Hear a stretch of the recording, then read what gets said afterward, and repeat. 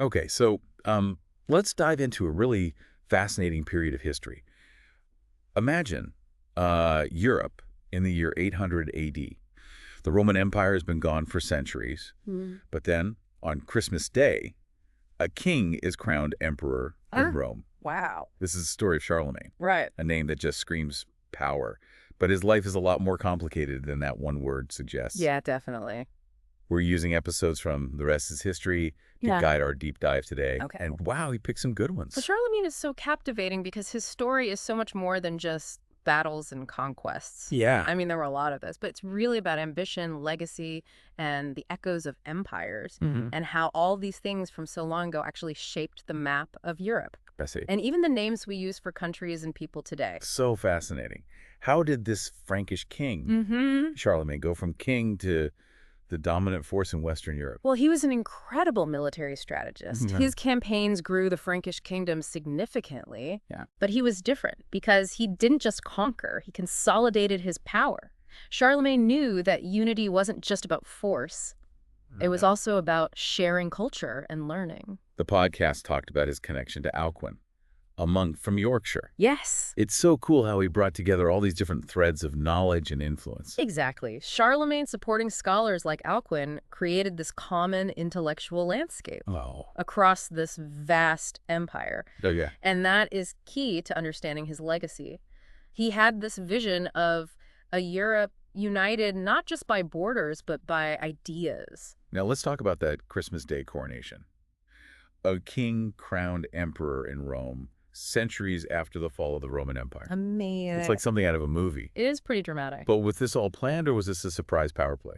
Well, the podcast hosts really got into this, and it's something historians still debate. Whoa. Pope Leo III was dealing with his own political issues, and he saw in Charlemagne this really powerful ally against a weakened Byzantine Empire, which was being ruled by Empress Irene. Okay. Some sources even say that Leo might have even orchestrated the whole coronation. So Charlemagne was just a pawn in all this. Well, was Charlemagne a willing participant in this papal power play, or Yeah. was he reluctant to become emperor like his biographer Einhard claims? It's hard to say for sure. It is. But if we look at Charlemagne's actions before the coronation, they point to something more deliberate. He strategically visited historically important places, Oh, right. like tours in Ravenna, Yeah. and he was consulting advisors. It's almost as if he was preparing for a major change in his role. Interesting. It sounds more like a calculated campaign than him being reluctant to accept. I see what you mean. And talking about campaigns, Charlemagne's ambitions went way beyond just being emperor. Of course. His palace in Aachen, built with Roman architectural salvage, feels like he's intentionally echoing Roman imperial grandeur. Aachen was definitely a statement, Yeah. incorporating those Roman architectural elements, right? Showcasing exotic gifts from as far away as the Abbasid Caliph in Baghdad. Right. It was all about showing an image of imperial power It was. and legitimacy. Hmm. Charlemagne very consciously connected himself to the legacy of Rome. He was basically saying, Rome may be gone, but its ideals live on through me. Yeah. How did the rest of the world, especially those who considered themselves the true inheritors of Roman legacy, react to this new emperor in the West? Well, the Byzantines in Constantinople weren't thrilled. That's understandable. Right. Yeah, They saw themselves as the rightful heirs of Rome. exactly. And initially, they refused to acknowledge Charlemagne as an equal. Wow. It actually took over a decade of political maneuvering before they finally recognized him as emperor. But even then, they implied that their emperor was higher in rank. So it sounds like they accepted him grudgingly, but they did accept him eventually. Yeah. What about the Abbasid Caliphate in Baghdad? How did this powerful Eastern Empire view this new player? This is where things get really interesting. Okay. The relationship between Charlemagne and Harun al-Rashid, the Abbasid Caliph, was actually pretty cordial. Wow, really? They exchanged ambassadors and even lavish gifts, including a famous elephant named Abul Abbas. An elephant. Yeah, this wasn't just about being polite. It was about real politic. Real politics. You know, putting practical needs before idealistic concerns in international relations. Oh, okay, I see. Both rulers understood that an alliance would be beneficial, especially against their common enemy, the Umayyad Caliphate in Spain. So Charlemagne was playing the long game, forming alliances, Yeah. consolidating power within his empire and on the world stage. That's pretty impressive. Yeah. But such a carefully constructed empire must have had some challenges, But right? you're absolutely right. Even the most powerful empires have their weaknesses. Yeah. And Charlemagne's came from within. Ooh. He had a major flaw, Okay. and it was deep-rooted in Frankish tradition, Yeah. dividing his kingdom among his sons. Ah, yes. The classic tale of sibling rivalry Right. and the fragmentation of empires. It's a recurring theme in history, isn't it? It really is. Hmm. Didn't he learn from the mistakes of those who came before him? Unfortunately, it seems tradition was more important than pragmatism in this case. Wow. Charlemagne's sons inherited a unified empire, Yeah, but they couldn't resist that allure of individual power. it happens. It does. This division, which was formalized in the Treaty of Verdun in 843, planted the seeds for what would eventually become France and Germany. It's ironic and a bit tragic that the empire's fragmentation was decided in Verdun. Centuries later, it became a symbol of division and conflict during World War I. Yeah. Talk about unintended consequences. It's striking, isn't it? It is. The Treaty of Verdun really marked the beginning of the end for a unified Frankish empire. It created a period of instability, Yeah, and ultimately it contributed to the decline of Carolingian power. I see. But internal divisions weren't the only challenges that Charlemagne's successors faced. They also had to deal with external forces that were already a problem during Charlemagne's reign. You're talking about the Vikings, right? Yeah, they were starting to become a problem. They were really making a name for themselves around this time, raiding coastal settlements, striking fear into everyone. Exactly. I remember reading about the sack of Lindisfarne in 793 AD. Yeah. Wasn't that a major turning point? It was.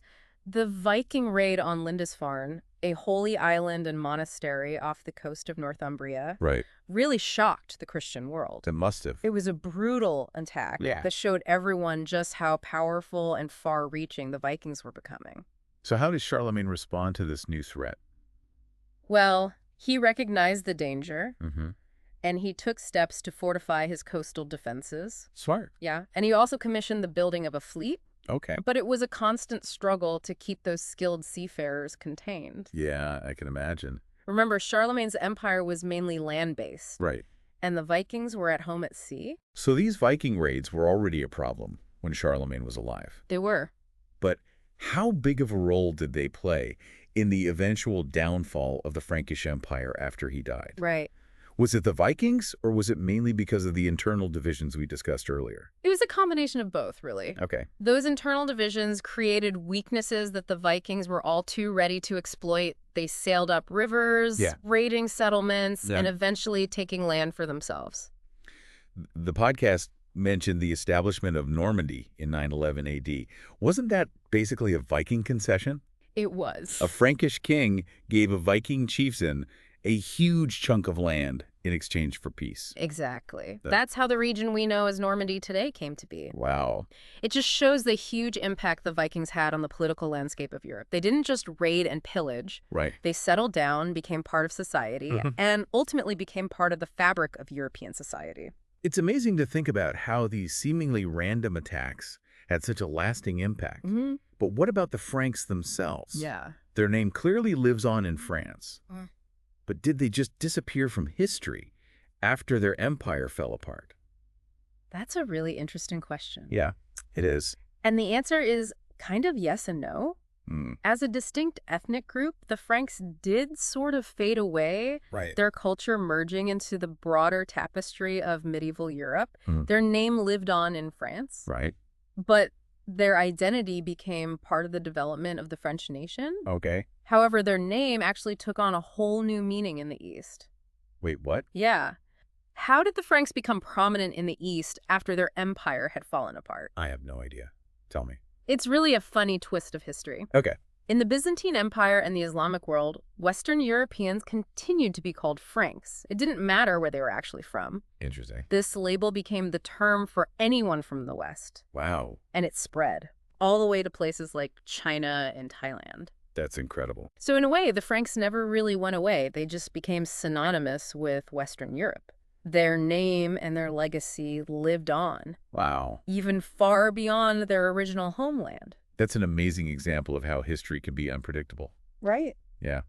And it shows how much perceptions can shape reality. Definitely. It makes you think about how everything is connected. It does. But before we get too far ahead, let's bring it back to Charlemagne. Okay. Did his vision of a unified empire, inspired by Rome, die with his successors? Right. Or did it have a lasting impact on European history? Well, this is where we see another unexpected twist. Okay. Remember Henry the Fowler Hmm. and his son Otto the Great? Yes. They came from Saxony, the very region that Charlemagne had conquered and Christianized. Right. And Otto, following in Charlemagne's footsteps, was crowned emperor in Rome in 962 AD. Wow. This created a line of rulers that would be known as the Holy Roman Empire. So it wasn't a direct continuation of Charlemagne's empire, Right. but it was definitely inspired by his achievements. It was. The Holy Roman Empire carried on that idea of a unified Christian realm in Western Europe. It was inspired by Charlemagne's legacy, Mm-hmm. and it helped secure his place in history. It shows how powerful his vision was, Wow. even if it was his former enemies, the Saxons, who made it happen. It's kind of poetic that Charlemagne's greatest legacy wasn't his own dynasty. Yeah, It was the rise of those he had once defeated. it's true. It shows how rarely history follows a straight line Mm-hmm. and how the past can shape the future in surprising ways. Absolutely. And that's one of the things that makes studying history so interesting. It's full of unexpected twists, unintended consequences, and echoes of the past that still resonate with us today. Charlemagne's story might have ended centuries ago, Yeah. but the ideas he fought for, the institutions he built, and the image he projected continue to shape European history for centuries. After this deep dive, I'm feeling so much more knowledgeable about Charlemagne and the Franks. Great. What about you? What stands out to you about this topic? What really gets me is how complex Charlemagne's legacy is. Yeah. He was a conqueror, a builder, a patron of the arts, the devout Christian, Mm-hmm. and a pragmatist who really understood how power works. Mm-hmm. His empire may not have lasted long, Right. but his impact on European history is undeniable. It really makes you appreciate how connected history is It does. and how much we can learn from those who came before us. Absolutely.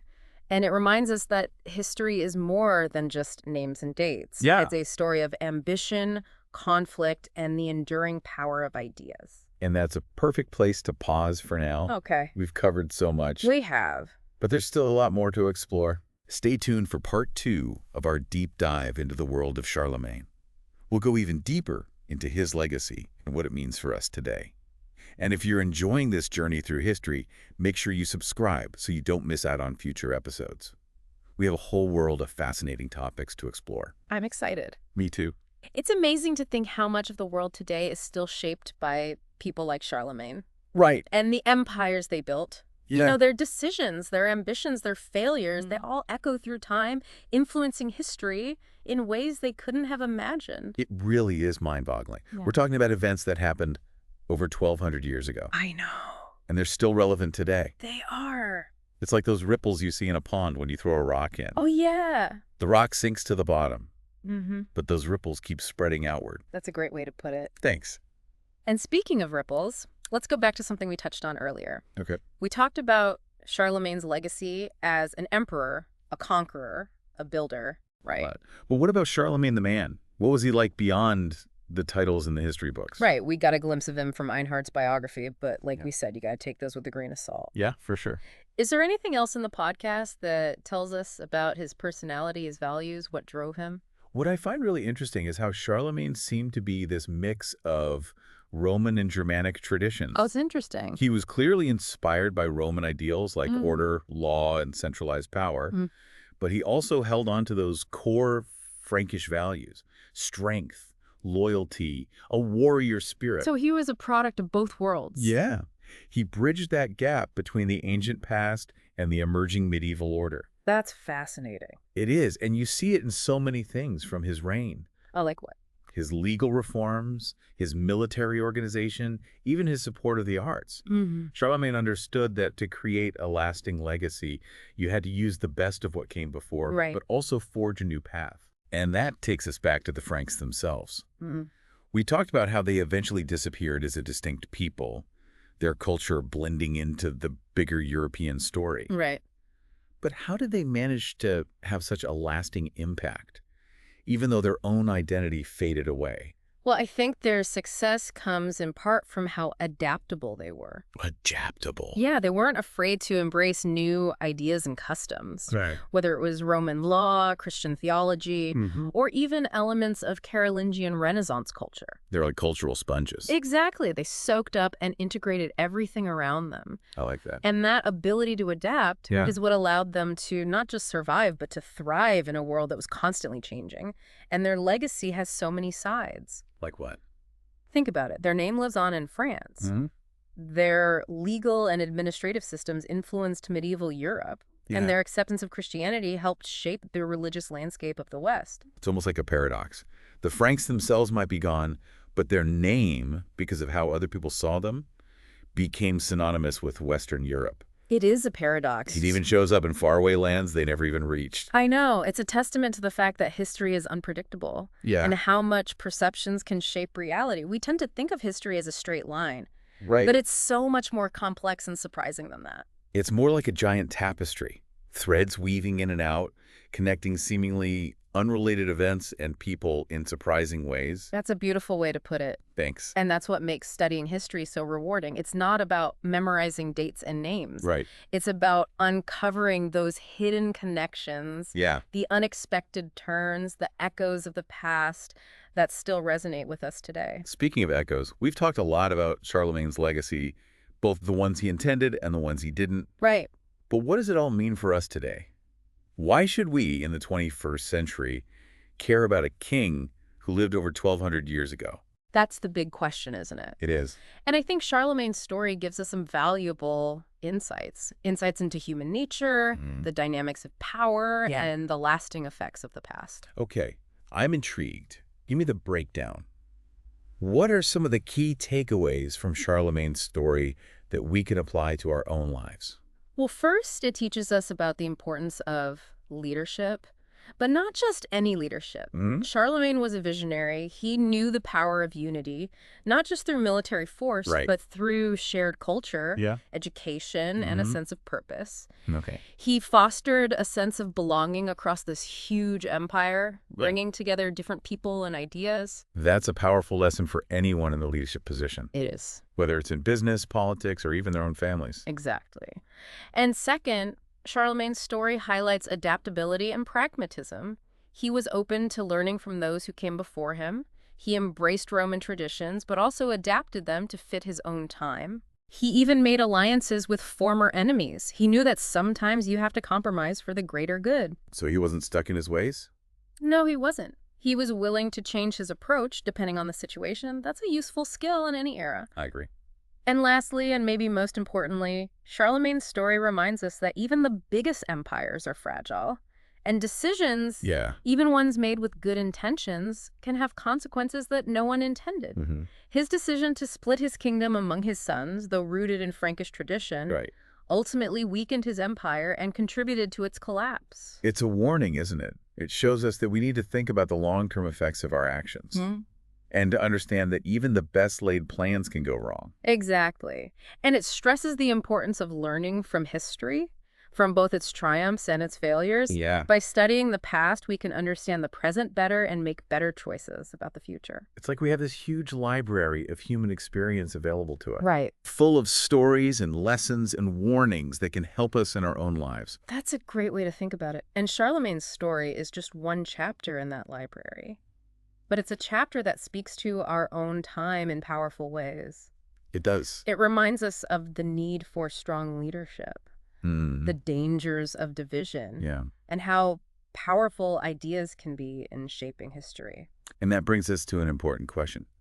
What kind of legacy are we building today? What choices are we making that will shape the world for generations to come? That's something we all need to think about. We might not be emperors or kings, Right. but we all have the power to impact history, no matter how small our actions might seem. That's true. The ideas we believe in, Yeah. the values we live by, Yeah. the choices we make, they all add to the story of humanity. It's humbling, but it's also empowering. It is. It reminds us that we're not just watching history happen. Right. We're a part of it, We are. shaping it with every choice we make. And that's the amazing thing about history. It's not just about the past. It's about understanding where we fit in the grand scheme of things, realizing that we're all part of this ongoing story, this amazing journey of humanity. That is beautifully said. And on that note, Mm. I think it's time to take a break from our deep dive into Charlemagne's world. Okay? It's incredible how much we've learned about Charlemagne's world, Right. from how he came to power Yeah. to the complexities of his empire and those surprising twists in his legacy. This was clearly a period of massive change and upheaval. It was. But I keep thinking, what does it all mean for us today? How can we, living in the 21st century, connect with a king who lives over 1,200 years ago? That's the challenge, right? Bridging that gap between then and now. I think one of the most important lessons we can learn from Charlemagne is that history is about more than just dates and battles and rulers who are long gone. It's about ideas that last. Okay, I like that. Tell me more. How do his ideas still affect us today? We'll take his idea of a unified Europe, a vision that came from the legacy of Rome. Charlemagne believed in the power of sharing culture, education, and legal systems. He thought that's how you bring diverse people together. Mm. And even though his empire eventually broke apart, that idea of a unified Europe never went away. And it eventually led to the creation of the European Union centuries later. So it's like Charlemagne planted a seed that wouldn't grow into a flower until centuries later. Exactly. It shows how much our actions and ideas can impact the world even after we're gone. It really does. And it highlights how important it is to think about the future, to consider the long-term consequences of what we do. Yeah. Charlemagne deciding to divide his kingdom among his sons might have seemed like a good idea at the time, Right. but it ended up weakening his empire and contributing to its downfall. That's a cautionary tale. Yeah. It shows that good intentions can still have bad consequences. Just- And it reminds us to learn from history, from both the good and the bad. By studying the past, we can understand the present better and make smarter decisions about the future. Exactly. It's like having this giant library of human experience at our fingertips, full of stories, lessons, and warnings that can help us in our own lives. I love that analogy. And Charlemagne's story is just one chapter in that library. But it's a chapter that speaks to our own time in some very powerful ways. It does. It reminds us about strong leadership and the dangers of being divided, and how powerful ideas can be in shaping the course of history. What kind of legacy are we building today? What choices are we making that will affect the world in the years to come? That's a big question. It is. We may not be emperors or kings, but we all have the power to influence history True. in our own way. Yeah. The ideas we hold, the values we live by, the choices we make, all contribute to the big story of humanity. It's humbling, but also empowering. It is. It tells us that we're not just watching history happen, Yeah. we're a part of making it. Absolutely. And that's the beauty of history. It's not just about the past. It's about figuring out where we fit in the grand scheme of things. It's realizing we're all part of this incredible journey of humanity. Well said. And on that note, I think it's time to wrap up our deep dive into the world of Charlemagne. Okay. I hope this has been as insightful and thought-provoking for you as it has been for me. And if you enjoyed this journey through history, please subscribe so you don't miss out on future episodes. We have a whole world of fascinating topics to explore together. Until next time, keep exploring, keep asking questions, and keep learning from the past. It's how we understand the present and shape a better future.